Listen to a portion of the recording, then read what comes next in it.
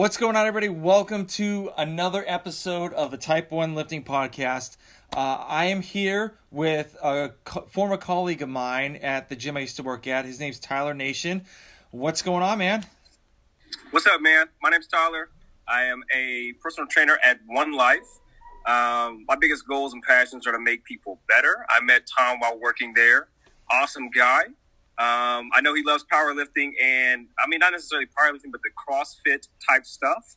And we got a pretty good bit in common. So, thanks for having me, Tom. Yeah, no problem.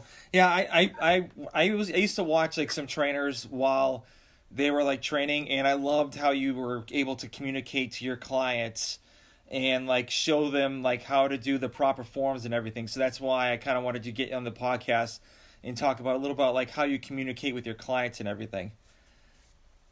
Yeah, so I believe the biggest thing, especially, and I think your last guest actually touched on this, is actually learning the client and how they respond to feedback. I think the biggest thing is like, you can't really just be that high school strength coach to every client you have. You can't yell in their ear and tell them to get stuff done. I feel like you have to convey toward what they want. So it's kind of like a love language, but in a personal training type world, if that makes sense. Mm-hmm. And so when you start to learn that, you can really attack and get people committed. And I think that's the biggest way to approach training, if that makes sense. Yeah, no, perfect. Yeah. So how do you go about when you actually train, like when you start with a new client, like how does that, like the first interaction go through? Well, first is really getting to know the person. I'm a little different than the last guest you actually had. I feel like personal training is a business. They pay you for 30 minutes. So even getting their body moving, especially in the first session, is big. So the first 30 minutes, I'll sit down, kind of learn about the person, goals and ambitions and what they want from the actual programming. And then we jump right into a basic warm-up, and it's just body weight exercises. That way I can see if there's any valgus, if there's any corrective exercise that I need to program for. But we start with basic workouts, kind of to see their aerobic capacity, and really just getting to know them is pretty much the biggest thing in the first session. Very cool. So what's the typical like bodyweight workout that you do with them when you first have them? So this is my go-to. So I love getting a small box and then a medium-sized box. And I make them do 8 step-ups for each leg. And then they turn right around and do 8 box squats. And so they're just touching and going. I always say, preface, toes out, knees out, activate the glutes. And then I just let them do their own thing. And then I'm in my head saying, okay, there's something here. Knees are going in or whatever. And that's kind of where I take it from there. I feel like lower body is super important, and that's where you're going to find most of your complications from. So that's what I do first day, warm up right there. Yeah, I like that workout. I completely agree that the lower body is like I think it's one of the most underused pieces of parts of the body, because everyone's sitting down on their keister all day and they really don't use their legs. It's mainly the upper body. That's why when usually people like squat a lot more, or do like high volume with the legs and compared to the upper body, they get more sore in the legs compared to upper body. Yes, 100%. Very cool. Very cool. So how long have you been a trainer? I guess I would say just a year at One Life, but as far as doing it, I've been a trainer for about 5-ish years. Okay. I trained with a lot of local athletes to my hometown. One of them actually went to the NFL. He went to Tampa Bay, got injured on a kickoff. But that's where my passion started. It's actually working with him and seeing like how far this could take someone. And when he made it to the league, I was like, well, this is actually what I want to do. And then I started falling in love with personalities over like absolute athletes. And I think that's where it got me to keep going. So to answer your question, about 4 to 5-ish years, but 1 year at One Life. Okay, very cool. So what's the typical clientele that you're usually getting now at One Life? Usually they try to set me up with anybody that has any athletic ability, but I'm not opposed to take anybody. I love the elder, demographic, anybody that just needs some functional training or rehab. I'm pretty big on rehab. I was in AT school for a while. I went on to try to do PT. It wasn't for me. It was too slow paced for myself. So any kind of PT rehab, I try to attack those guys with giving them the best knowledge I can. But obviously, I want them to see a professional if it's too bad or, if there's something I can't fix. Yeah, I completely agree. Like I'm not really like well versed in it, and I don't want to say I know anything and just like start having them do the workouts and all of a sudden get hurt, and it makes you look bad, and you'd rather go to like an actual professional that's pretty much spent their whole entire life on that topic and let them work them out. Exactly, because that's like 8 years or not of total school, and I'm tired of school, but I love what I do. So yeah, no, I hear you. Yeah, I was actually working with a physical therapist for a while with like another client. So what they would do is we would actually like connect and like talk about like, okay, this is what you should be doing with her like during the workout sessions, and then give me some feedback on how they look or like what we need to like kind of like mix around or like give your two cents in it too. So it's definitely great having another person to talk about that your client, try to make them better. Yeah, exactly. And a lot of people have issues that you're like you've seen from client to client, and it's kind of like, oh, I can fix this, but at the same time you don't want to put them in an environment where they're going to injure themselves. So it might always be better to refer, but if it's something you've seen continuously, you can kind of adjust and make it easier for them. Yeah. So what in your mind do you think is a great personal trainer? Ooh, I think a great personal trainer is someone that understands their client. Not necessarily results are one thing, right? Like results, you can get results. You can go to a boot camp for 6 months and get results. But someone that understands what the motive and the passion of the client is. If you could tap into that, I think you are a good trainer. If you can hold clientele for an extended period of time, you're a good trainer. It's more or less just learning about the client, in my opinion. Mm-hmm. Yeah, I think we're kind of like we're almost like therapists to them, because they spill the guts to you about everything and anything like within like the first couple of days, which is like crazy to think like you're learning about their life just in the first 2 sessions, and like it's like they don't even tell their friends yet. Right. Absolutely. Yeah. And I've heard some horror stories, some crazy stories, and I just let it, slide off while they're doing, squats and step ups. But, what are you going to do? You got to be there for them. You got to kind of coach them through it. You're honestly like a life coach, to be completely honest. Yeah. No, I agree with that, because I've had some heart-to-heart talks with my clients before, and it was some of them are interesting. So, yeah.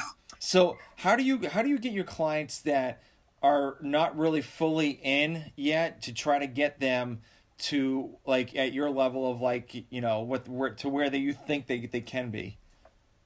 So I like to tap into their wants and needs. So if a client is very dedicated right off the bat, oh, that's easy. It's cake. But like for instance, I have a client that was typically overweight, but he loves video games. And so what I did is I researched a little bit about video games, kind of learned what he was playing, kind of used that for him. And this guy got totally dedicated. He would do the workout while I talked to him about a video game. This current client is down 55 pounds as of today. And like, we don't even work out hard. And I know that may be bad to say, but it's just keeping him moving while we talk through video games. So again, it always goes back to learning your clients and how can you portray that in a training environment. And I feel like that's the best of both worlds. Yeah, I agree. So what kind of style of like training do you do to your clients? Is it like functional fitness, or like what's your favorite style of training them? So depending on the person and the demographic, but almost always functional training, always. I try to get people involved in a circuit, and if you only have me for 30 minutes, we're just going to keep you moving. I think that's the biggest thing, because I want you to get what you paid for in a sense, if that makes sense. Mm-hmm. But safety first. Yeah, I think that like the 30 minutes is like, it can be enough at times, but I think there's maybe sometimes with clients that you need to expand it to like an hour. But Yes. I mean, obviously, with the gym, they want to get as many clients can train like many clients as they can possible in this small amount of time. So Yeah, yeah, logically and rationally, even it doesn't make sense to me as a trainer. If I see somebody for 30 minutes in a day, I mean, I can do it pretty well, but at the same time, like that's not what I want. I want to spend an hour, hour and a half. I want to learn this person to a deeper extent and kind of really focus on what they need. yeah, And I feel like you don't really focus on what they need in 30 minutes. You focus on what they want. And that's very hard to do, but it is a business. And you have to remember there's a model in place for a reason. yeah, yeah. Now, I know you kind of like started your own little side project called Training Nation. So how did that come about? Really, I was just talking to a couple of friends, and like something that really we were kind of drinking one night, and one thing that one of my friends said struck me. He was like, "Everybody is their own brand," and so with me in personal training, it's to a deeper extent because literally I am my own brand. I'm training. It's my body. Like people look at who I am and how I convey what I do to them. So if I look nice, practice what you preach. That's to a lot of trainers out there. Practice what you preach. You are what they want to or inspire to be. So I feel like if I'm going to do that, let's put myself out there.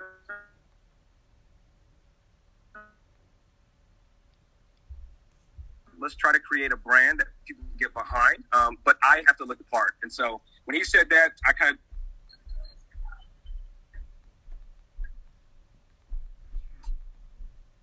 Hey, you're breaking up a little bit. Tom, you still there? Yeah, I'm here. Hey, I'm here. Okay, I got you now. Hey, you got to. Can you start back from when you start? We were talking about your brand. Yeah. So, did you hear the part about my friends? We were talking about it. Yeah. Just pretty much just like to say your friends were talking about when you guys were drinking, and that's when you started breaking up.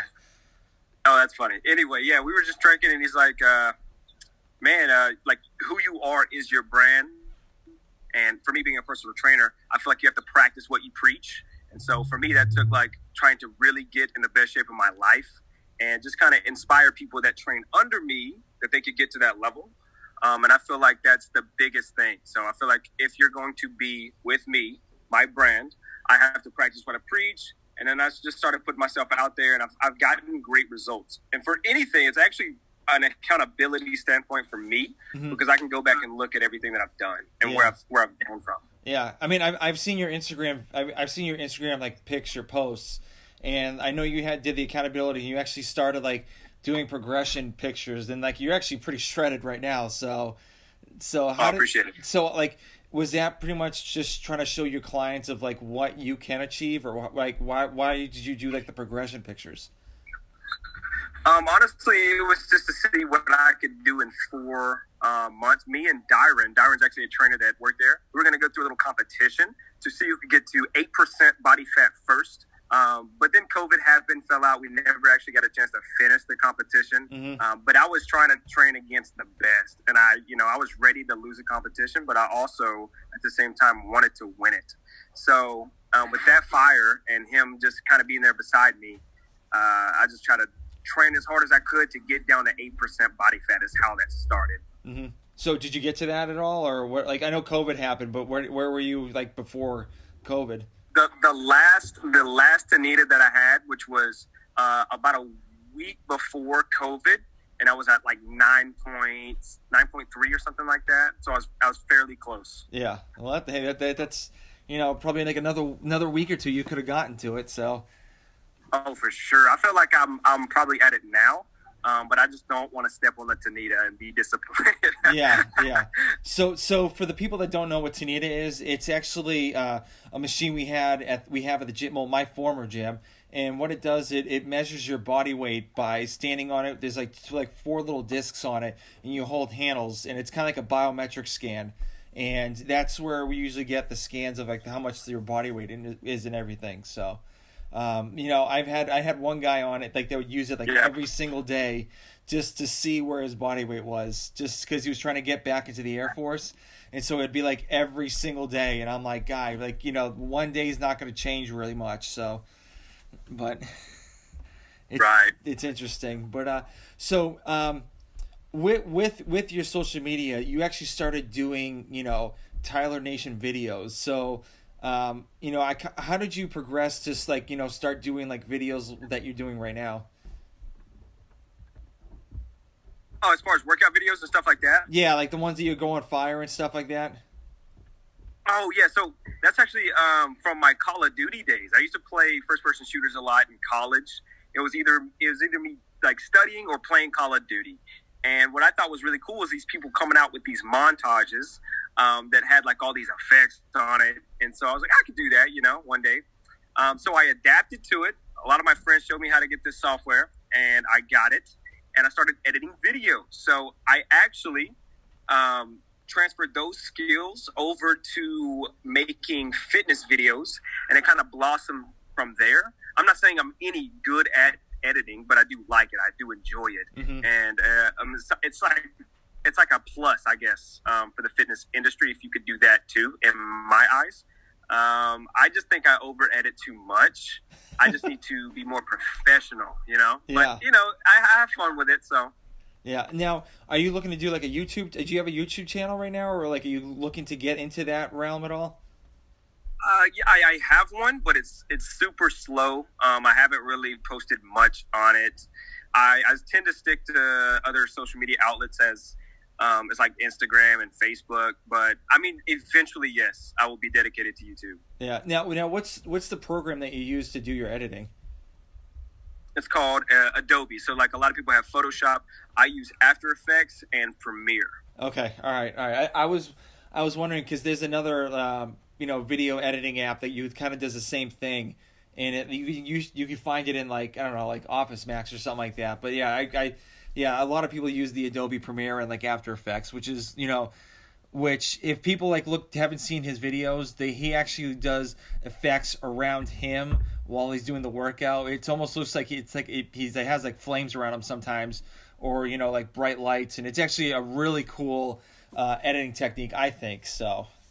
Oh, I appreciate that. It's kind of corny, kind of cheesy, but I'm very passionate about fitness and what I do, and I feel like it looks cool to me. So, yeah. I mean, I guess you get what you get. Yeah, no, I like it. I mean, if you look at like all the rest of the YouTubers, they really don't use those effects at all. So maybe right. Once you get into YouTube or something like that, you can maybe start doing that and maybe get a name for yourself in that way. Yeah, that'd be awesome. That's that's the dream, man. That's the dream. Yeah. So, do you still drive pretty far away to get to the gym?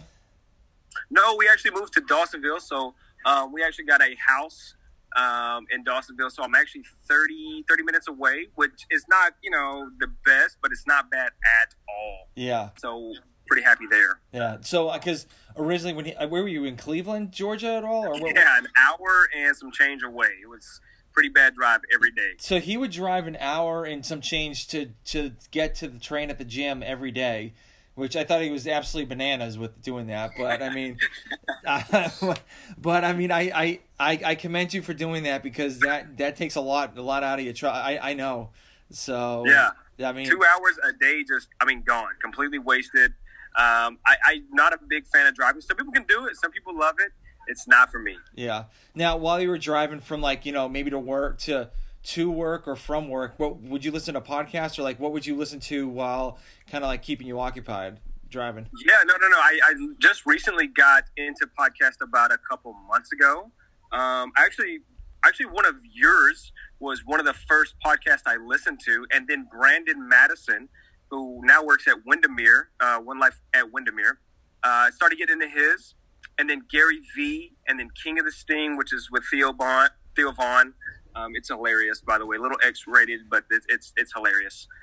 So I just kind of rolled into that very slowly, but now it's my go-to. I listen to podcasts almost all the time. Yeah, I mean that's what I do that all day, pretty much. Especially when I'm working at my recruiting job now. That's all I listen to his podcast while I'm just on the computer, and it's all fitness based, and maybe one. Growing your business podcast. So I mean, there's a Squad University actually has a really good one, and there's a sports science one that I used to listen to a lot. I actually got a lot of my workouts from the sports science one. So actually, the one I posted, the recent Instagram post, is from Sports Science. Oh, very podcast. cool. Very cool. Yeah. The main ones I listen to are the Mind Muscle Project. They're like two Australian guys. Barbell Shrugged, which is like the like OG of like fitness podcasts. And, okay. And there's like the Misfit Athletic, the Misfit Project, the Misfit Athletics. She's like Talking Elite Fitness. Like it's mainly like in the functional fitness space, the ones that I listen to. So I mean, but the Mind Muscle ones, they actually talk about like powerlifting, and they actually have like amazing guests that go on there like all the time. They're two Australian dudes that like do these podcasts, and yeah, I've learned so much from like just listening to a podcast, like just hearing like what like these like experts like have to say about certain workouts, and I kind of implement it on myself, then I do it to my clients and just see what they think. So I mean, yeah, it's amazing what tuning out music or actually toning music down and listening to podcasts will do for you. There's a lot to be learned, especially in the fitness industry, that you may think you know, but you have no idea of. So yeah. I actually love podcasts that I've adapted to that lifestyle, and it's helped me a lot, especially in training. Very cool, very cool. So, so how many pieces of content do you typically do in a week with like fitness wise? Ooh, since COVID has happened, I've actually slowed down quite substantially. But now I'm picking back up. So usually it's going to be an upload every Tuesday, Thursday is what my goal was. And that's for accountability purposes, to get me moving, to get me out there. So yeah, just twice a week for right now. And if it picks up from there, then so be it. Mm-hmm. Now with COVID and everything like that, so how has that been affecting you with like training clients, or like did you start doing like online stuff, or how did you like manage to get through like, I mean, we're still in COVID right now, but how did you manage going through like the complete like lockdown? Yeah, so actually I started a little football training camp, and I would go up to North Forsyth High School. They had an open field, and I would set up some cone drills and have some clients come out there, and we would all go through this little mini football training camp, and it was actually a blast.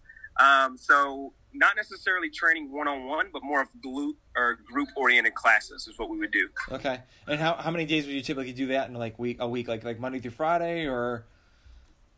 Oh no, it was literally on the weekends whenever I had the highest demand. Okay, very cool. So with that football training program, like what would you do? What would you typically do with the cones, like shuttle drills, or agility, or what was the typical basis of like that So football generally, training? it was two big circuits where it was like maybe eight drills.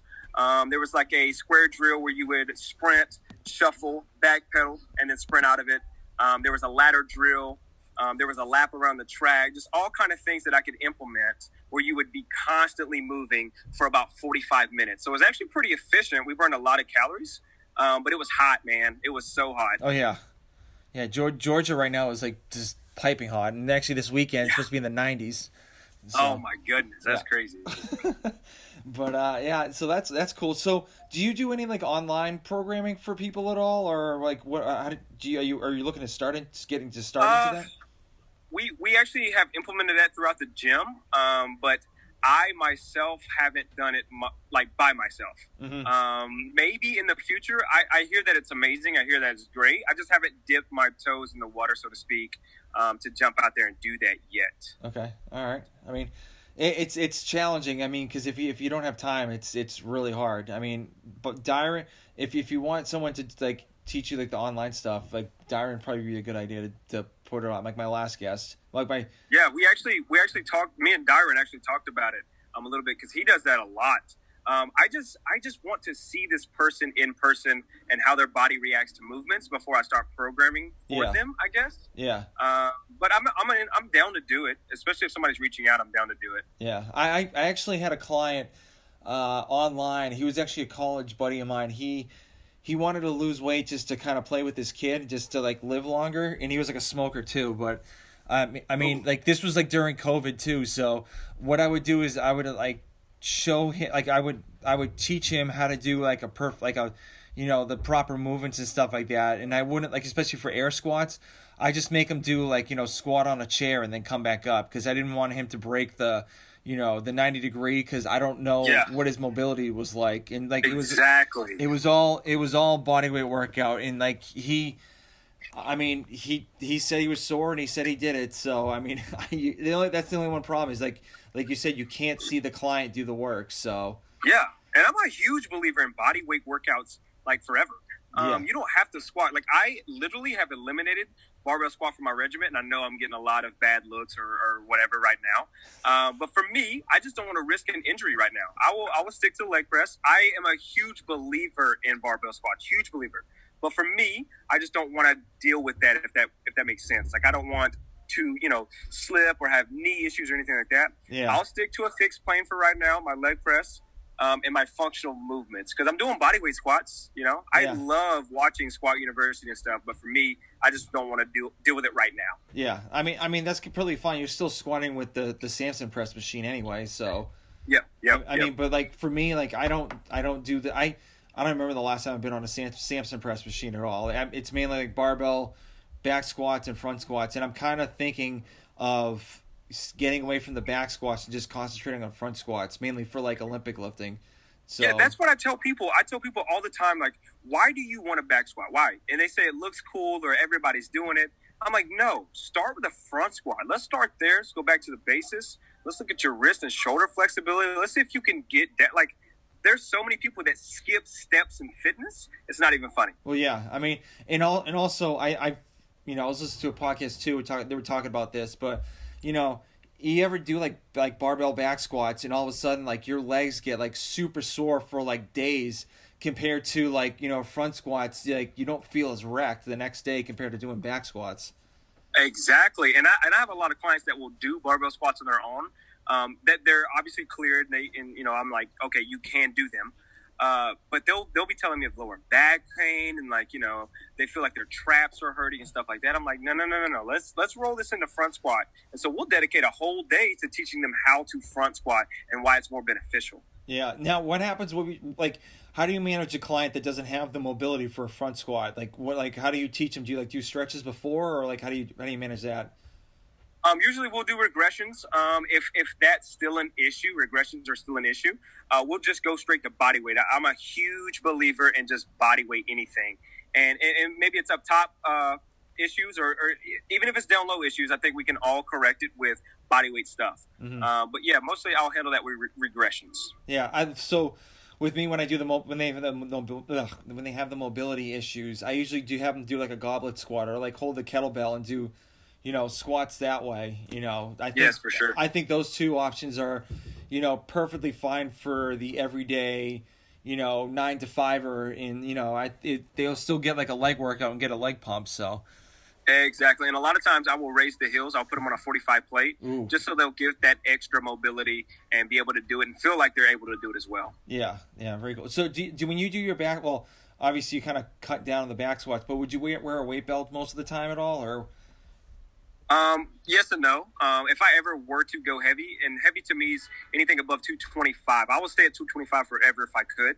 But anything above 225, I'll start putting on a weight belt, just because I don't want to become like I need it. I just don't want to become used to it. Mm-hmm. But yeah, I mean, yes and no to answer the question. Yeah. So I typically, like, for me as well, like I don't, when it starts getting like really heavy, then I'll put it on, because like it's like a 70% or 75% or higher. So because I think it's more beneficial to brace the core and everything. But you see your typical like gym guy that wears a weight belt just doing bicep curls all the time, and it's like guy, you're ruining your core right now. Like, but people don't get it, man. People do not understand. Yeah. So have you ever done like go up to somebody and like correct them a little bit, or like do you kind of like just say screw it, just let them do the right thing? Yeah, so I mean, it depends. If it's bad form or it would probably injure that person, I'm all for it. I'm all for stopping them and saying, hey, look, man, this could be detrimental years down the road. But if it's just somebody in there just doing his own thing and getting feeling pumped up or whatever, nah, I'll probably stay away.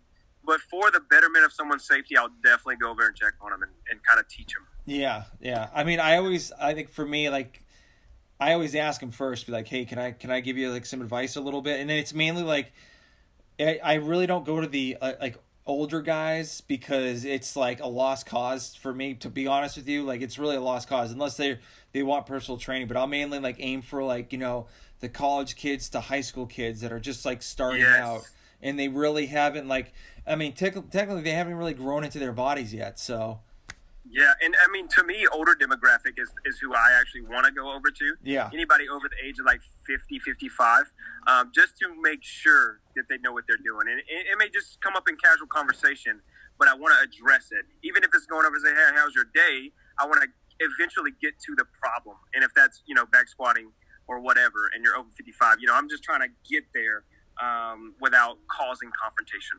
yeah. I mean, obviously, I don't want to get them all pissed off and stuff. Of like, hey, you may want to do it this way instead of that way. Just think about it, Yeah, it's tough, man. It's so tough to just not want to tell everybody, like, hey, ease out, or ease up, or maybe not today, or Yeah, it's tough. Yeah, but it's funny. Like, actually, I talked to one guy. When was it? Like yesterday? No, 2 days ago. And he was back squatting, and I told him I learned something from Cal Dietz. You might want to implement this too. So when you do a back squat or like a deadlift, you curl your big toe in while you go up because it shoots the glutes and the hamstrings. And it actually goes like, this is from like a world renowned like trainer, and yeah. And so I did it, and I tried it, and it was amazing. And so like I was telling him this. And like little like tips and tricks like that, I love like throwing out there to people, and awesome. And I love the look of like when they actually do it, they're like, holy crap! But then they think like, oh, here's another thing I need to worry about while I'm like remembering the back squat. So yeah, that's a big thing you brought up. Actually, I think cues actually make a trainer better too. There's a lot of cues that are make or break. Yeah. If you're just screaming, keep your chest up over and over every day in and day out, you're not teaching that client anything. You gotta think of ways to teach them while cueing them, and I think that's big. Yeah. So what kind of cues do you use like for your clients? Oh man, right off the top of the head. So a lot of them. So push-ups. Say push-ups is a pretty basic movement.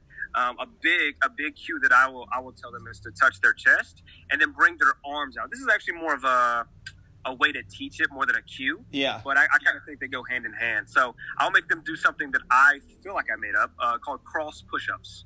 And so we'll get a box. They'll go down, touch the chest, spread the arms so there's no tension at all. Their chest, their body weight is on the box.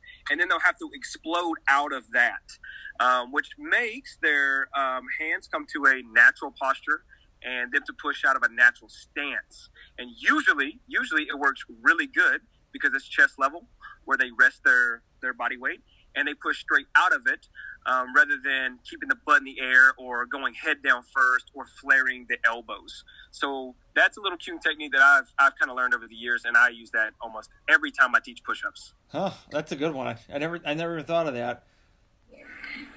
It was lucky. Yeah. Totally lucky. Do you have any other ones that you like to use?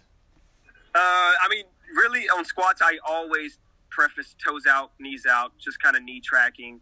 I want a lot of people to access their glutes when they're actually squatting because everybody that I see, and I don't mean everybody, but a lot of people that I see, they just do not fire from the glutes. Mm-hmm. No, I completely agree. It's like they'll push their legs up, and then like their back will have to like lift the rest of the weight up. Yeah. Yeah, it's crazy. One of the cues that I like doing is called King Kong. So what I usually do is like when they're doing deadlifts, make sure they keep their chests like sticking out like King Kong when he gets pissed off. Oh, okay. And so that's a good one. That's one I like using. And then I like, so if I have my clients doing like barbell like Pendlay rows or anything like that, like from the ground up to their chest. What I do is I'll tell them to do. It's called Miley Cyrus. She how she twerks and everything. So I'll make sure I'll have their butt stick out a little bit, and then make sure they feel that their hamstrings are being pulled, and then tell them tabletop where their back has to be flat like a table. and then Oh, that's good. and then they do the rows like that way. I'm definitely stealing the Miley Cyrus one, so you can't stop me from that. Hey, no, that's all good. Go for it. Go for it. And then Awesome. another one I use is called the pigeon. So when people do like overhead press, I kind of want to put their head through the window. So I make, how a pigeon puts their head back and forth. So it's like head through, and then you push your head back when the bar comes down to your shoulders, and then just push through. So it's like the pigeon. So, and like it's funny, those four cues. Every time I say it, they immediately switch to what they're supposed to do when I cue them. It's hilarious because everyone, like all my clients, knew exactly what they had to do when I said that. And that's how you know. That's how you know that you're a good coach and you have good cues, because they know exactly what to do. Yeah, that's the difference. Yeah, and I want people to remember, like example, like Miley Cyrus. It's funny. Like you were just laughing about it, so Yeah, that's the one I'm going to remember for sure. Yeah, so that's how I get people to remember like a lot of things, and which is really cool too. So do you so with your other clients, do you do any like Olympic lifting at all, or have you ever attempted to it for your clients at all? Very little, unless they want it, unless they want me to program for it. So I'm all for it. I love Olympic lifting. It's just, I can't be out here teaching snatches to kids or elder demographics. So there's a very fine amount of people, a very small percentage that can start that programming, much less finish a program with powerlifting. Mm-hmm. So when we like in your eyes, when would you like, if a kid wants to start doing Olympic lifting, what age do you think would be a good fit for them to do it? Oh man! As soon as they're able to learn, I am 100% on the train to jump on teaching them. But with that comes like, does the family want them to learn? What is their motive? Are they only in here because he plays football? Like, is he a basketball player, which you don't need a lot of upper body strength? Like what is the motive here?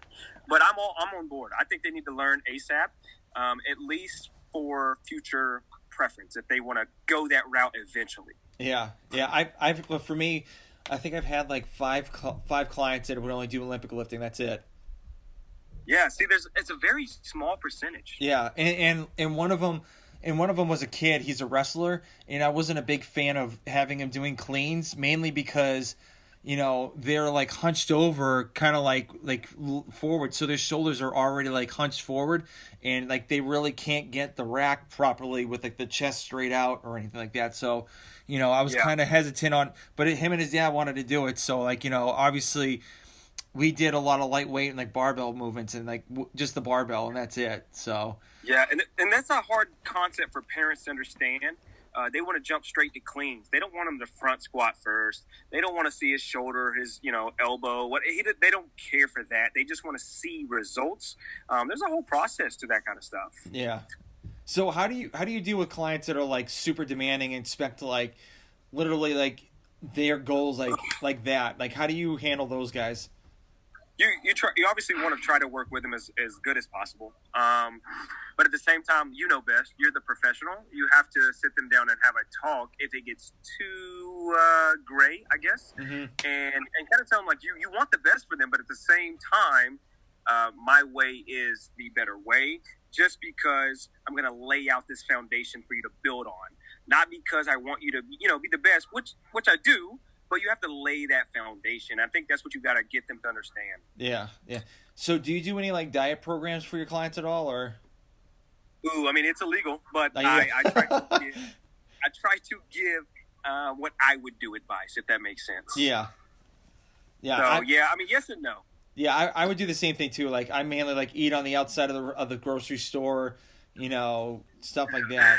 So. No, that's great. Yeah. Because I like obviously it is illegal for personal trainers unless they're certified as a registered dietitian or something like that. They can't do it. But I mean, I usually give them like so this is what I would do. So maybe you should try it out. Yep.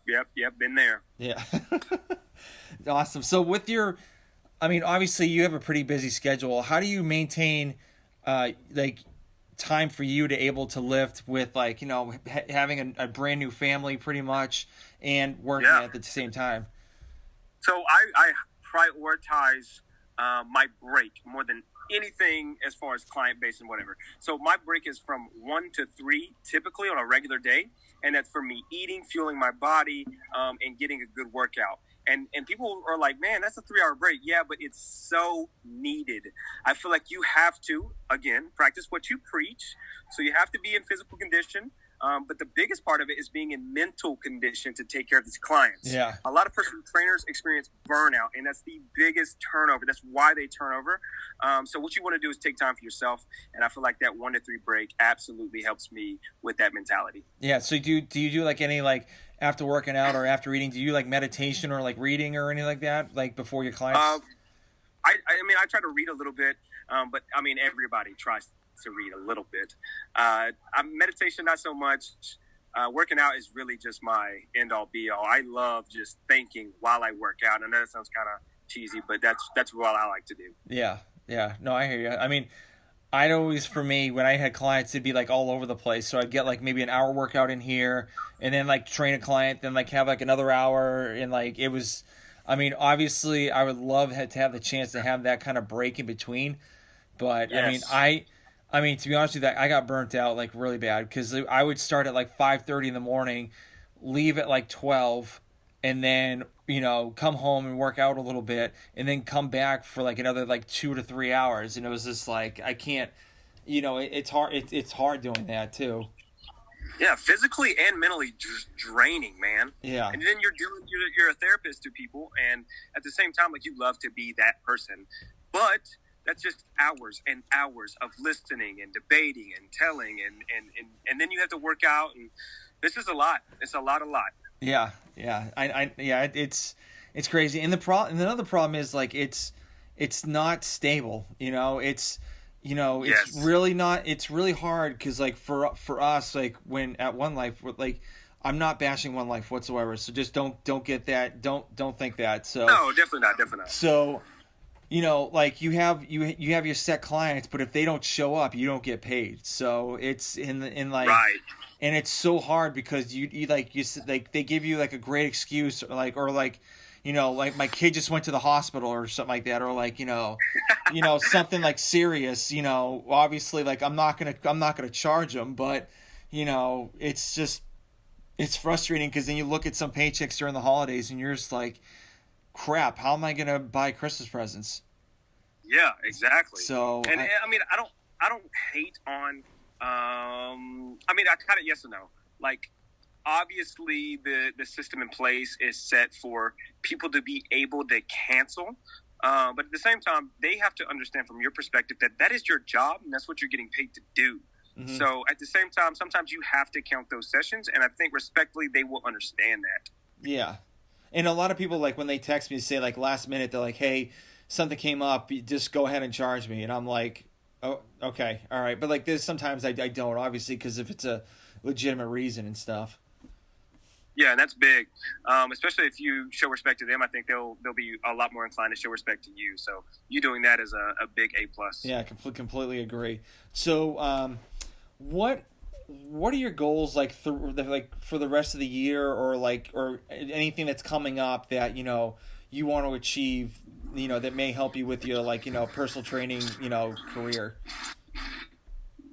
So this is a little crazy.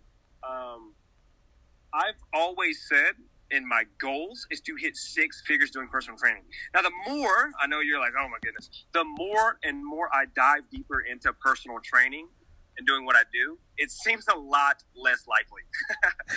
but that's another reason why you create a brand and kind of see where that gets you. But there's a lot of ways to make money in the fitness industry, so I'm just kind of filling everything out to see what I can do. Yeah, no, I hear you. So obviously, like, you just started a clothing line too. So how's that working out? Man, I am so noob-ish on the clothing line. So the shirts look great. They feel great. Awesome material. I love them. But I'm getting charged more for production and shipping than I'm making, right? So, like, people are out here getting shirts, but I'm paying, like, double. And I don't care. That's totally fine. But at the same time, it's like, okay, we got to find a fine line or a more efficient way to do this. Yeah. So who are you going with? I went through Printify. It's a print-on-demand service, and then you have to link your Etsy store to it. And so I don't know. It was a big mistake, but I'm getting more efficient at it. So I think I'm gonna do a little bit more research before I open that back up. Yeah, I do. We'll talk offline. So awesome. Yeah, that'd be awesome. Yeah. So obviously, I know. I think I saw on your stories that like all the shirts sold out within like the first like week or something like that. Yeah, which was great theoretically, but I had to pay a boatload for that. Yeah. Yeah, no, I hear you. It's some of those print companies are pretty difficult to deal with. So, I hear you. So, okay, so we're almost at the last part of the podcast. So, do you have like a favorite like fitness book or like a self-help book that you liked at all or like read constantly? Honestly, like the biggest advice I could give you is to read some Dave Ramsey literature. And I know this doesn't have anything to do with fitness, but that guy's changed my life. I learned how to budget my money, and with budgeting my money, I learned how to budget my time. And if you don't know how that relates to fitness, then it's not even worth it.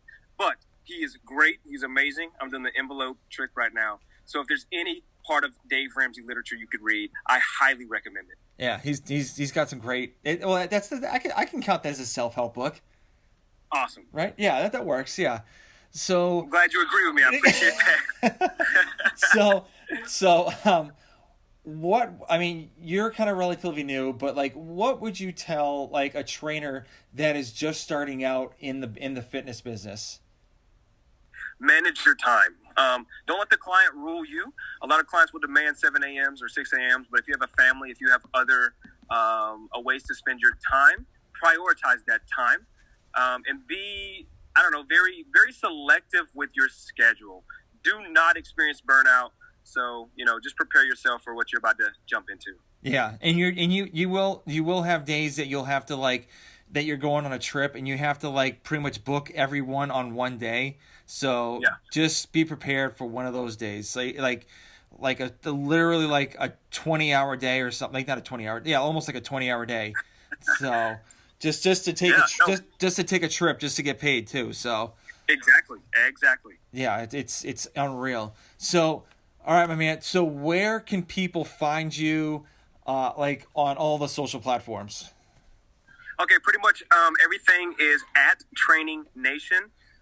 That's even on the new TikTok, which don't make fun of me, guys. It's okay, whatever. I have TikTok too. It's okay. Instagram, Facebook is just Tyler Nation. YouTube is Training Nation as well. So pretty much Training Nation, everything, and I'm slowly building. So yeah, go give it a follow. Very cool. Very cool. Well, thank you very much for being on the podcast. I really, truly, am thankful to have met you, to have worked with you, and, being on this and just, talking, shoot the shit about fitness. So I really do appreciate it. Yeah, no, I appreciate you and Sarah. You guys have been great, awesome people, influences in my life.